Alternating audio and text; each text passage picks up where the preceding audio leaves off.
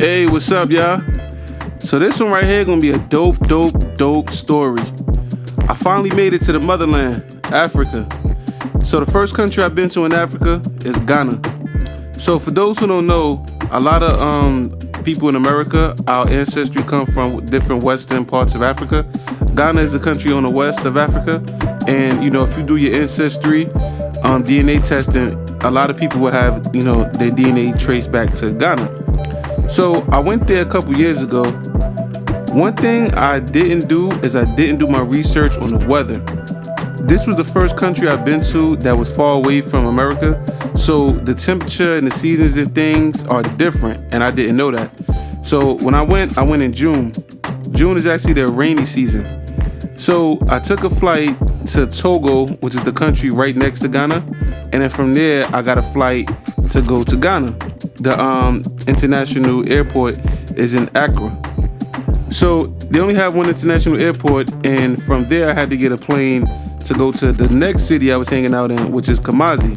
So I have some co-workers, they're from Africa. I have co-workers from Nigeria, Ghana, different places.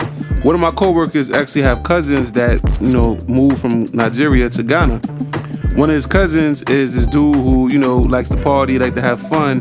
And he told me when I go there, I could link up with him and, he could show me around and I could hang out with him, have a good time and all that. So I actually was going to Kumasi, and he lives in Accra, the city I was landing in. So again, due to the rain and everything, my flight got delayed. We was actually in the air from Togo, and I thought it was like, a long flight, but it actually only took about an hour. But we been in the air for about 2 hours at first, and the whole time thinking, we're flying there, and we wasn't. We were just sitting in the air because they was waiting for the rain to pass by. So then we had to land back in Togo, which only took like about another 20 minutes to get back. That's how I realized, we was really just sitting in the air all the time. And then, I finally made it to Ghana. When I got to Ghana, I literally missed the flight. Like I landed, and by the time I made it through everything, customs and all of that stuff, the flight literally was leaving in about 5 to 10 minutes. So I missed my flight to Kumasi for the day, and my phone was about to die.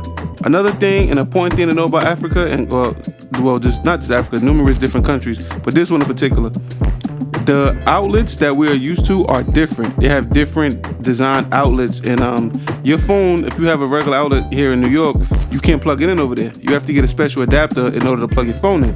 I didn't know that. I kind of did know something about that when it comes to Europe, because one of my homies was in Europe at one point, and he had told me that the plugs and everything is different. But I didn't really think to check in Africa. But yeah, my phone was on 1%. I missed my plane. I don't know where I'm at. I'm in the middle of a country I've never been in, a continent I've never been in. And, I was kind of stranded. But, what I did was I went to the taxi, that was waiting outside the airport. And I told him to take me to the closest, hotel. So he took me there. I wound up getting, a charger and everything. Plugged my phone in, got the Wi-Fi, and I hit up my boy, his cousin that was out there. I told him, I missed my flight. I need to get to Kumasi. And Kumasi is 4 hours away driving. I told him it doesn't matter. If you give me a driver, I pay whatever amount of money. So their money is in CDs, if I'm not mistaken.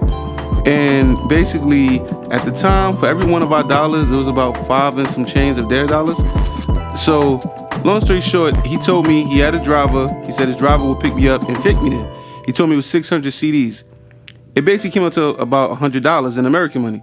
$100 for a 4-hour flight, that's a 4-hour drive, that's really not that bad, you know what I mean? So I was like, yeah, I pay that, no problem. In New York City, you could pay $80, $90 just to get to another part of New York City. So for, a 4-hour drive somewhere else, that's pretty good. So he told me, yeah, he sent his drivers, give him a minute, he'll come pick me up. One thing I realized when I was out there, everybody was friendly. Nobody looked at me funny. I'm thinking, I'm a light-skinned African-American. Obviously, I don't look like the people over there. You know what I mean? I'm thinking they was going to, look at me like, I don't belong there. Or, just look at me like I was different. Nobody did that. Everybody acted like I was home. You know what I mean? And that's the one thing that made me feel good. So, I was outside taking some pictures and things like that. The driver actually was really friendly. He had super customer service. He carried my bags. He took me to get something to eat. He waited online, ordered my food, carried everything. Like, it was amazing, So then when my boy, when his driver came, he picked me up, and he started to drive. So now I'm in Africa, you know, I'm overwhelmed. This is like, you know, the motherland, you know, we hear so much about it. You picture it, you know, and just knowing our ancestors come from here, it was just an overwhelming feeling. So I'm looking out the window, I'm just in amazement. I think it was like a Friday night when I landed or something like that. People was out hanging out, partying. It was just dope, man. So we're driving, and about 15 minutes out, we get to a little checkpoint. So I see the driver look a little nervous. He rolled the windows down and he turned the lights on. They looked, you know, they told him to go. We kept going. So I was like, what was that, a DUI checkpoint? He was, oh, nah, you know, just a checkpoint. I'm like, oh, okay, no problem. So we driving. So